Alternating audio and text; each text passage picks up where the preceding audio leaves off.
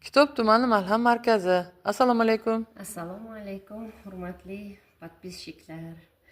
Bizlar mana Malham markaziga shifo istab keldik. Men ikkita nevaramni olib keldim. Bittasi 12 yosh, bittasi 11 yosh. Ikkalasi ham shu ichida qurti bor deb taxmin qilardik.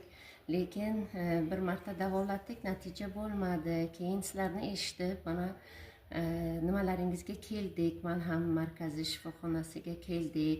Xudoga shukr, mana bugun 6-kun. Bolalarim ancha yaxshi, ovqat yeyishi, ovqat so'rayapti. Bular umuman ovqat yemasdi, non yemasdi.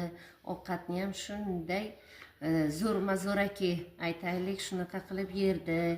Oyog'im og'riyapti, boshim og'riyapti deb nima qilardi.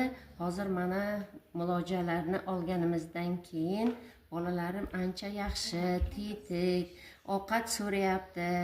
Endi Xudo xohlasa nasib bo'lsa, endi muolajalari tugayapti. Ertadan boshlab endi bular ovqatni yeb, kuchayib ketish nimasida turibdi. Qayerdansiz? Qayerdansizlar? Bizlar Samarqand shahridanmiz, markazdan. Ichidan nima tushyapti bolalar? Qararsiz. Ichidan shunday shilimshiq narsalar, yam-yashil, o'zi xuddi nimada yam-yashil o't qopidan tushyapti. Yana hozir endi bugun nima? Endi Xudo xohlasa hammasi tushib, sog'ayib ketish umididamiz. Sog' bo'ling. Malham markaziga degan gaplaringiz bormi? Malham markaziga rivoj tilaymiz. Shu shifokorlariga kuch-quvvat tilaymiz. Bunaqangi bemorlarni davolab charchamasinlar. Rahmat, rahmat.